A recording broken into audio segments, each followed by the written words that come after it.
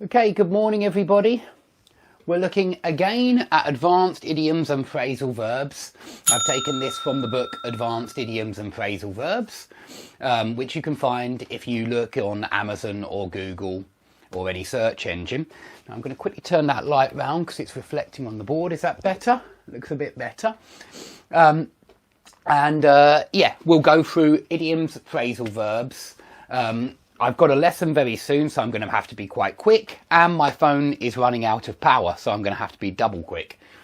So these are all noun phrases here. They're all noun phrases that describe people's character in one way or other. So if you call somebody a creature of habit, that means that they always have the same habits, they always have the same routine. I think older people are usually creatures of habit. Another idiom here you can remember is you can't teach an old dog new tricks. And that means that older people find it very difficult to pick up new skills or any new habits really, but skills especially. We say this to mean that old people find it difficult to learn new skills, perhaps a new language, for example. And I actually don't agree with that. I think that older people can pick up a new language.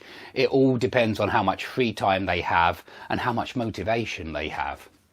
So a creature of habit is somebody who always has the same routine, the same habits. A live wire is a very energetic and lively person.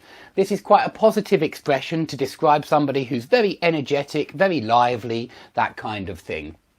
So, a live wire. A bright spark is somebody who's very clever. We often use the adjective bright to describe somebody who's clever. And when I was a kid, we often used the adjective dim to describe somebody who wasn't very clever, because dim is the opposite of bright. I even remember we had a boy in our class whose surname was Bright, and we all called him Dim, because that was our little joke that, that he was not very bright. But it was perhaps not a very nice thing to say, but it was only a joke. So dim would mean a little bit unintelligent, but bright is always intelligent. A bright spark is somebody who's intelligent. Now, a soft touch is how you describe somebody who is very easy to wrap around your little finger, very easy to get round. And what I mean is, if you're, for example, a father and you're a soft touch, that means that your children find it very easy to manipulate you.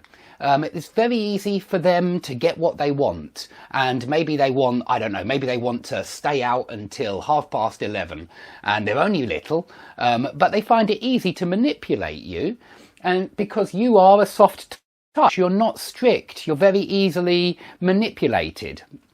So a soft touch is very often used for parents or adults who are easy to get round, easy to manipulate, especially by the young. Okay, an unknown quantity is anybody who is an unknown, who you don't know much about. So they are a dark horse. Another good expression I think is in a lot of different languages is a dark horse, meaning a mysterious person, somebody you don't know much about.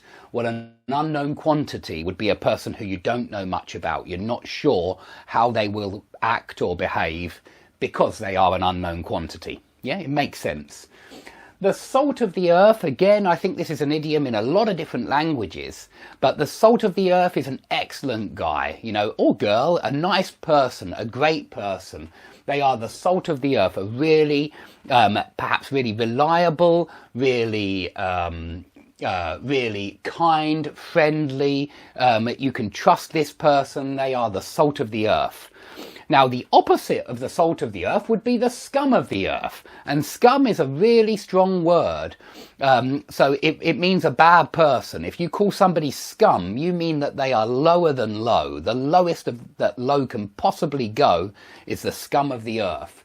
So you can just call someone scum. I mean, and it's a collective noun, so it can refer to a lot of people. You can say they are scum or he is scum. But it makes me think of the stuff at the bottom of a liquid, which is all the dirt and the scum. And so the lowest of the low in society would be the scum of the earth. Another way to refer to somebody who's not nice is a nasty piece of work. But remember that this word nasty is used to refer to people who are spiteful and malicious. They enjoy making people angry. They enjoy hurting people. They're a little bit sadistic. And so a nasty piece of work would be for somebody who's a little bit sadistic and likes hurting people, likes being unkind to people. If somebody is nobody's fool, they are a bright spark. They are clever. Yeah, nobody's fool. He's nobody's fool. It means that he's a clever guy. Or she's nobody's fool. She's a clever person. Okay, a cold fish is somebody who doesn't have any emotions. Okay, or is very unemotional. So like a rock, like a stone. Of course, everybody has some emotions, but some people seem to really hide them away, and you don't really feel like they're a very emotional person. That person is a cold fish. Okay, and lastly, a man of his word is somebody you can trust, because when they make a promise, they don't break their promises. They keep their promises. So that person is a man of his word. Okay, so that's all of our noun phrases done. Let's come on to some idioms, and we'll do phrasal verbs at the same time. So, have somebody's best interests at heart. We very often use this for somebody who, well, for example, a mother will usually have her child's best interests at heart, but will quite often use this to show that this person has their best interests at heart, but maybe they're acting in a way which is damaging that person. And so mothers will always have their children's best interests at heart, or more or less always, but sometimes they'll do things which, even though in their heart of hearts they want to help the child, perhaps they're holding them back from progressing or from growing up. And so you might use this expression. I think quite often we use this expression to say she has her child's best interest at heart, but she's doing something which is perhaps damaging the child's progress. But it's not just about mothers and children. It could be about anybody else as well. You might say the teacher has his students' best interests at heart, and so he's kind, he wants to help them, but maybe he's doing the opposite. So quite often we say this when we're contrasting and saying, but their behaviour actually leads to the opposite effect, and it doesn't help that person.